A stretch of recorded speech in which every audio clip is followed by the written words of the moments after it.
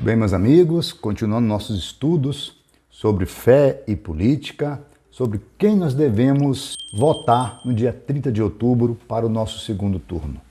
Por que, pessoal, que eu estou me esforçando para a gente poder estudar sobre isso? Porque nós sabemos da importância de buscar um caminho certo para o nosso país, para os nossos filhos, para os nossos netos. Tá ok? Então, quando a gente fala de política, a gente precisa entender um pouco sobre o Produto Interno Bruto. O que é isso, pessoal? É o PIB do nosso país. Esse PIB ele vai mostrar para a gente o quanto nosso país está crescendo e o quanto nós estamos enfraquecendo economicamente. Então, eu convido a vocês para estar aqui, nesse infográfico da Gazeta do Povo, pessoal. Série histórica do PIB brasileiro desde 1962. E aí, pessoal, o que nós vamos observar aqui? Quanto maior o PIB, maior é o crescimento do nosso país. Vejam bem, o nosso pico, de acordo com esse infográfico aqui, o nosso PIB chegou a crescer em torno de aproximadamente quase 15% ao ano, gente. Isso aqui é fantástico. Cresceu em torno de 13,97% ao ano, em torno do ano de 1973. E aí, quando a gente vem aqui, olha, 1973, aqui nós temos a lista dos presidenciáveis. Quem é que estava lá? Ele estava o Médici, ok? De 1969 a 1974. Esse caboclinho aqui, realmente, ele conseguiu fazer no seu governo o que o PIB disparasse, bateu o recorde brasileiro. Aqui, pessoal, eu estou querendo dizer que a gente apoia ou não apoia militar no governo? Não estou querendo dizer isso. Por favor, entenda que isso aqui são apenas estudos, tá ok? São apenas estudos. Bom, mas o que eu quero mostrar é que o Brasil vinha crescendo de uma forma substancial nesse período, tá ok? Regime mais voltado para o militarismo, aquela confusão toda, mas o Brasil estava crescendo. Bom, e aí veio a época do José Sarney. Quem ganhou naquela época foi o Tancredo Neves. João Figueiredo, dos últimos militares, Tancredo Neves ganhou, mas não levou, né, pessoal? Então, de 1986, iniciou-se a época do presidencialismo brasileiro. Praticamente acabou-se o militarismo, né, a era militar, e entrou os civis na presidência. Então, vamos lá. Quando o Figueiredo deixou o Brasil, em 1986, ele ainda deixou com um PIB de 7,49%, pessoal. Veja que interessante, 7,49%.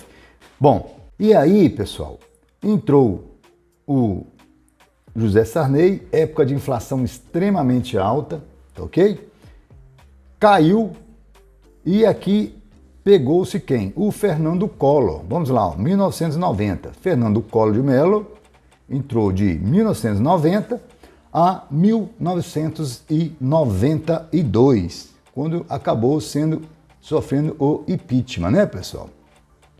Então, em 1990 entrou Fernando Collor, e em 1992 saiu, né, o Fernando Collor. Observa que pegou um PIB lá embaixo, 4,35%, conseguiu ter um crescimento no primeiro ano e depois, na hora que começou a cair, os brasileiros falaram, olha, não aguento isso. Não aguento isso. Por quê, pessoal? Eles estavam acostumados com um PIB mais alto. E de repente o negócio começou a bagunçar, tirou-se novamente o presidente. Quando sai Fernando Collor de Mello, quem é que vai entrar depois? Itamar Franco. E aqui, pessoal, nessa época do Itamar Franco é que surgiu o quê? Surgiu o Plano Real. O Plano Real foi um programa brasileiro com o objetivo de estabilização e reformas econômicas. Ele iniciou-se no dia 24 de fevereiro de 1994, com medida provisória número 434, implantado pelo governo Itamar Franco. Aqui, pessoal, o Brasil começou a dar uma consertada para a coisa começar a andar. Beleza, então, em 1994, inicia-se o Plano Real. E vamos ver como é que estava lá o nosso PIB, em torno de 5 ponto alguma coisa por cento. né? Iniciou o Plano Real, Fernando Henrique começa a assumir a presidência por aqui. Vamos ver lá o Fernando Henrique.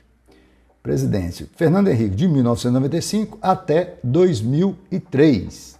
Então, 1995 até 2003, aqui ó, Fernando Henrique entregou o governo com PIB em torno de 1,14% para o então presidente eleito Luiz Inácio Lula da Silva. Tá ok, pessoal? E aqui você tem um pouquinho mais de interesse na nossa política, por quê? Porque aqui agora nós estamos analisando o presidente que hoje está sendo candidato à reeleição com o atual presidente Jair Messias Bolsonaro, beleza? Bom, então Lula pega a presidência em 2003 e vai até 2000, vamos lá? Ó, Lula pegou de 2003 e vai entregar em 2011, pessoal. Vamos ver aqui. 2003, vamos observar que Lula teve um certo crescimento aqui, ó. 2003 até 2011. Então, ó, ele subiu, o gráfico do Lula subiu e ele entregou aqui, ó, em 2011 e depois desceu, pessoal, ó. Aqui entrou o governo Dilma de 2003 até 2011. Quando a Dilma assume, ela vem e entrega o governo dela aqui, ó, em 2016. Ok, pessoal? Então, observa que o Lula pegou o governo, já estava começando a caminhar para cima, ele conseguiu dar continuidade nesse trabalho e depois começou a cair novamente. Então, a pergunta que fica é, quais são os motivos dessas quedas? O que realmente estava acontecendo no mundo para que essa queda acontecesse? Quando a gente vem aqui no gráfico da China, quando a gente pega lá de 2003, que é aproximadamente aqui, olha o que está acontecendo, pessoal. Em 2003,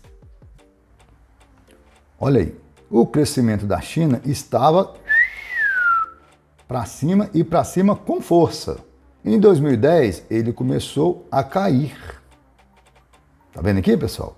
Então, observa que o Brasil ele tem um movimento mais ou menos parecido com o movimento da China. Olha, a China subiu de 2003 até por meados de 2010, depois a China cai e o Brasil cai junto. Observe que esse movimento de subida e de descida bate com o movimento de subida e descida da China, pessoal.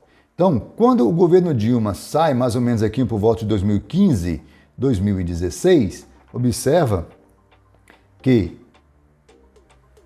o nosso PIB estava caindo juntamente, puxado principalmente pelo PIB da China, que também estava caindo. E aí, meus amigos, vem aquela pergunta para nós. Bom, a situação que Lula pegou o Brasil lá atrás estava mais favorável para o crescimento mundial. E a situação que vai pegar hoje já está menos favorável para o crescimento mundial. E às vezes a gente compara um com o outro sem ver o que estava acontecendo de maneira sistêmica, de maneira mundial. Mas o que a gente pode observar é que o governo petista, o PT, pegou o PIB brasileiro aqui, ó, em torno de 1,14 e entregou aqui em torno de menos 3,31, pessoal. E aí, ó, quando você vem para essa notícia aqui, ó, PIB recua 3,6% em 2016. O Brasil tem a pior recessão da história. O Brasil tem a pior recessão da história. Culpa só do brasileiro? Não. Culpa também de algo que estava acontecendo lá fora. Tá ok, meus amigos? Então, quando a gente vai estudar política, nós não podemos olhar somente para o Brasil. Nós precisamos saber o que está acontecendo de forma globalizada, pessoal. E hoje, o que nós estamos vendo com a China? Estamos tendo aquele problema com a Evergrande, onde o governo chinês estimulou muito construir, e agora não está tendo quem compre. A Evergrande não está conseguindo entregar os apartamentos prontos para quem comprou. E quem comprou não está conseguindo vender esses apartamentos. Então, tal um angu de caroço. A Evergrande vira e fala assim, olha, se as pessoas não pagarem, não tem como terminar. Aí vai para o lado das pessoas que comprou e fala assim, olha, se a Evergrande não me entregar, não tem como eu pagar. Então, olha que confusão que está sendo gerado lá na China com a Evergrande. Como se não bastasse, ainda tem um problema, pessoal, da grande seca que está acontecendo na China. Sim, porque a China hoje tem uma seca que nunca, há muitos e muitos anos que não acontece aquela seca lá. Vamos ver aqui? Seca na China bate recorde e pode ter risco da economia global. Então, pessoal, problema com a Evergrande, problema com a grande seca, problemas com Taiwan. Lembra que China está com aquela confusão lá de invadir ou não, falar que Taiwan pertence a ela, aquela confusão toda. Problemas com a guerra na Ucrânia, pessoal.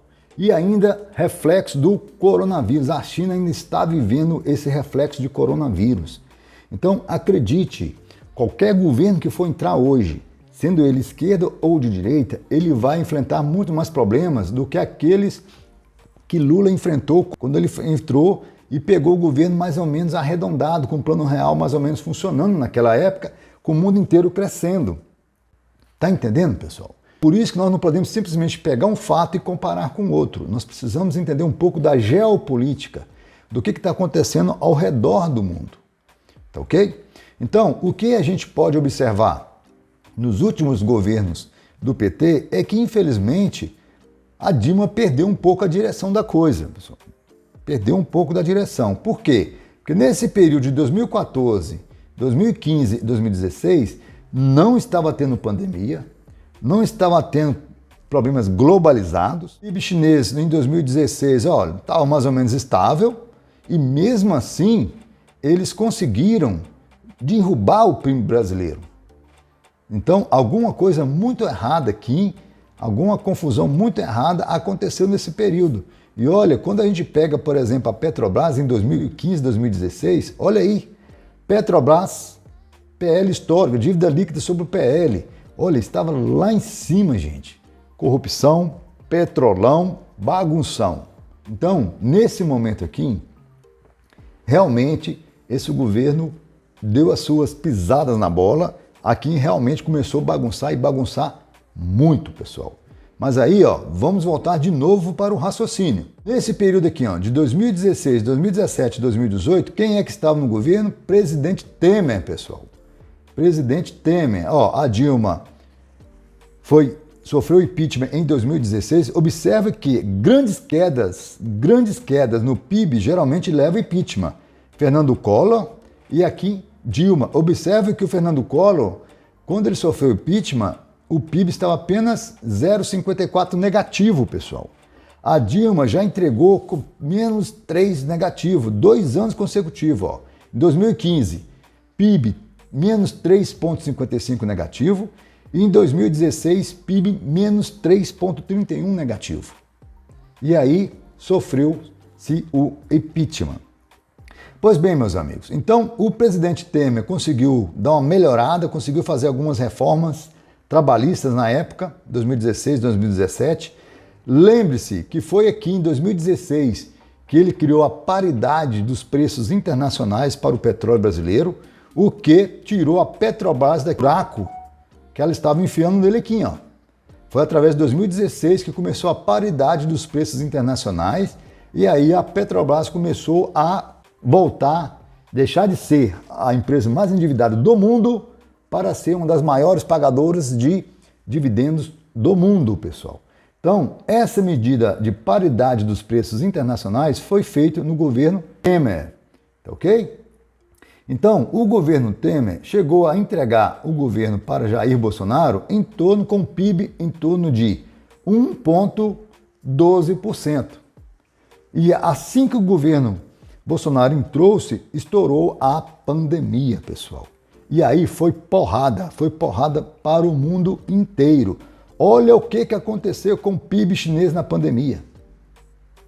Chegou a bater quase menos 7, menos 8% pelo gráfico aqui, ó. E aí, quando você vê o PIB brasileiro, nós chegamos a bater menos 3,88%. Ou seja, mesmo com a pandemia, o governo de Jair Bolsonaro conseguiu entregar um PIB mais ou menos igual ao que Dilma deixou para o país, sem pandemia, sem crise, sem nada acontecendo, pessoal. Então, por aqui nós podemos ver o seguinte, olha, alguma mexida foi feita aqui que não deixou o país afundar mais do que a Dilma estava conseguindo deixar, tá ok? E, ainda que o Brasil tenha saído desse PIB de menos 3,88, algumas mexidas, algumas tomadas de decisões que o governo teve, fez com que esse PIB nosso pulasse para 4,6% positivo em 2021.